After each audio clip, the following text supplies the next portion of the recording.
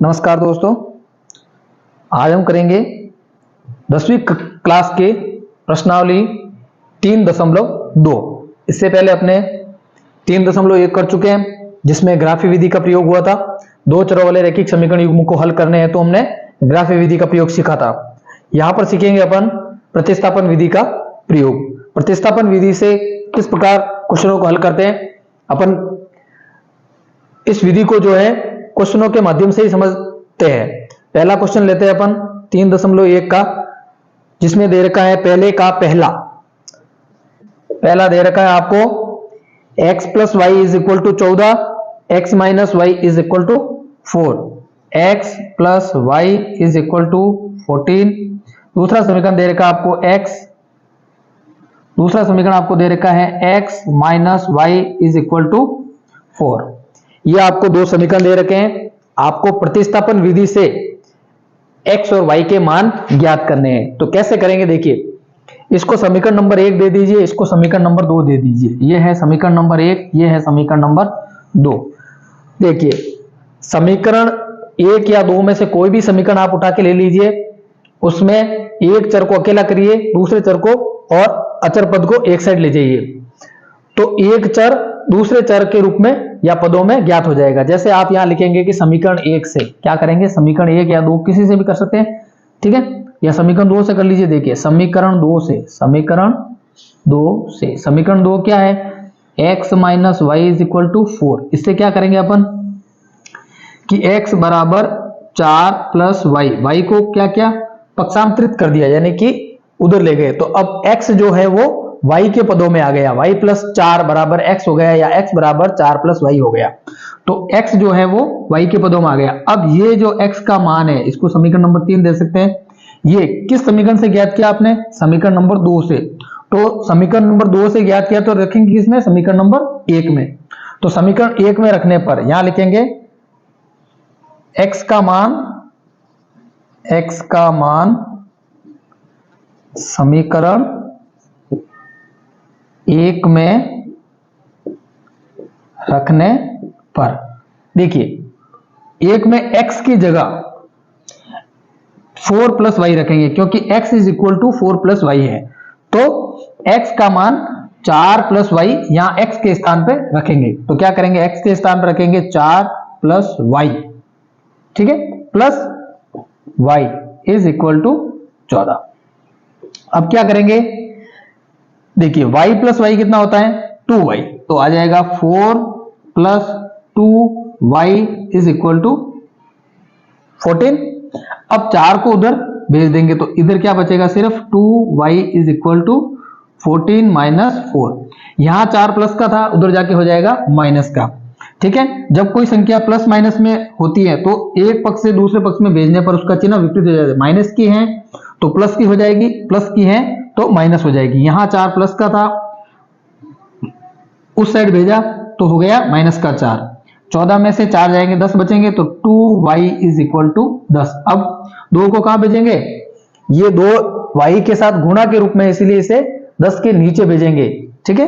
तो y is equal to 10/2। 10/2 कितना होता है, 5। 2 का भाग जाता है 10 में 5 बार, तो y का मान आ गया आपके पास 5। अब y का मान क्या करेंगे, ये y का मान आप समीकरण नंबर 3 में रखेंगे तो x का मान आ जाएगा, क्योंकि x y के रूप में है यहाँ पे। तो y का मान जो है समीकरण 3 में रखने पर यहां लिखेंगे कि y का मान समीकरण 3 में रखने पर क्या करेंगे, y का मान समीकरण 3 क्या है, x is equal to 4 plus Y. तो यहां पर y का मान क्या रखेंगे, यहां पर देख लीजिए, इसमें रखेंगे तो x is equal to 4 plus Y. Y का मान क्या निकाला हमने, 5। तो x बराबर क्या आ गया, 9। तो समीकरण युग्म दे रखा है, समीकरण 1 और 2, इनके हल क्या हो गए, y बराबर तो है 5 और x बराबर है 9। अब आप इसकी जांच भी कर सकते हैं कि भाई ये जो हमने x और y के मान ज्ञात किए ये सही है या नहीं। तो समीकरण 1 में रख के देखिए, x की जगह 9 रखेंगे y की जगह 5 रखेंगे तो दोनों मिलके 14 होते हैं और 14 बराबर है। x की जगह 9 रखेंगे, y की जगह 5 रखेंगे तो 9 माइनस 5 बराबर 4 होते हैं और यहाँ 4 ही दे रखा है, तो इसका मतलब ये सही है। तो इस प्रकार से आपको आगे के क्वेश्चन भी करने हैं। देखिए दूसरा, देखिए अब मैं ये पूरी विधि से करवाया है कि समीकरण नंबर लगा के इस प्रकार से करना है। अभी अपन जल्दी जल्दी शॉर्ट में करेंगे, ठीक है। दूसरे क्वेश्चन से पहला क्वेश्चन पूर्ण रूप से बता दिया, ठीक है। प्रतिस्थापन विधि का ही प्रयोग करेंगे। तो देखिए दूसरा क्वेश्चन आपको दे रखा है s माइनस टी बराबर 4।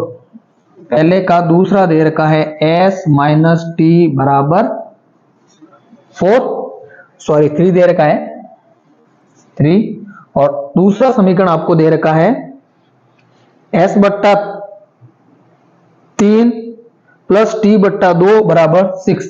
s बट्टा 3 प्लस टी बट्टा 2 बराबर 6। ये तो है पहला समीकरण, ये है दूसरा समीकरण।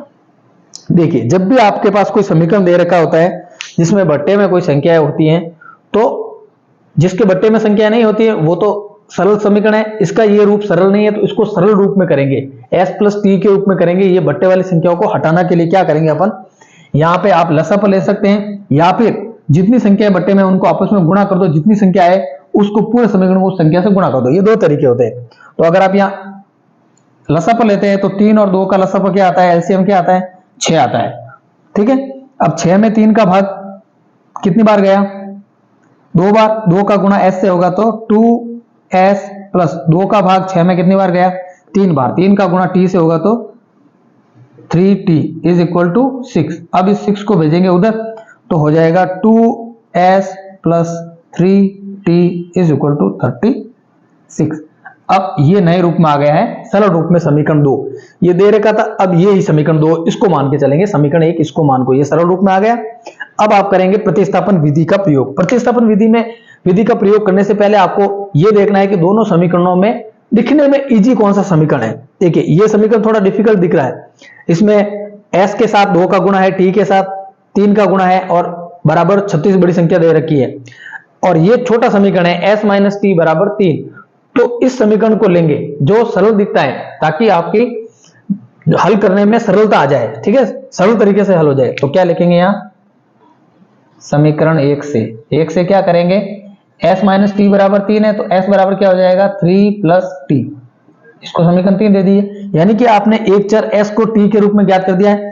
अब यहाँ क्या करेंगे, s को प्रतिस्थापित कर देंगे प्रतिस्थापन विधि का, किससे, t से प्रतिस्थापित हो जाएगा, 3 प्लस टी रख देंगे तो ये पूरा समीकरण अब t में आ जाएगा। तो लिखेंगे समीकरण 2 में मान रख देंगे s का, तो क्या करेंगे, ये मान कहाँ रखेंगे, यहाँ पे रखेंगे। तो क्या हो जाएगा 2s की जगह क्या रखेंगे 3 plus T plus 3t already है और 36 है, और इसका अंदर गुणा करेंगे तो क्या हो जाएगा 3 दूनी 6 plus 2t plus 3t already है 36। अब जो जुड़ता है उसको जोड़ दो जी, ये आपस में जुड़ सकते हैं। तो 6 plus 5t is equal to 36। 5t is equal to, अब 6 का करेंगे पक्षांतरण तो क्या हो जाएगा 36 माइनस 6 और 5t is equal to 30 and t is equal to 30 बट्टा 5 को नीचे ले जाएंगे, गुणा के रूप में तो नीचे ले जाएंगे, 5 संग 30, तो t का मान क्या आ गया 6। अब t का मान आ गया आपके पास 6, तो यहां रख दीजिए t का मान, आपको s का मान प्राप्त हो जाएगा।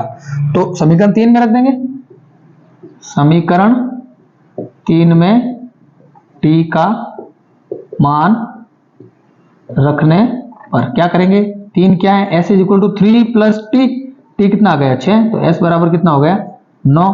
अब आपके पास s 9 है और t 6 है, तो यही समीकरण के हल है। आप देख लीजिए 9 माइनस 6 3 होते हैं, और इस समीकरण में देखिए 9 का 2 गुना 18 और 6 का कितना होता है 18, 6 का 3 गुना, t 6 रखेंगे, s 9 रखेंगे, 9 दूनी 18, 18 प्लस 18 36 होते हैं। समीकरणों को संतुष्ट कर रहे हैं तो दोनों ही मान सही है। नेक्स्ट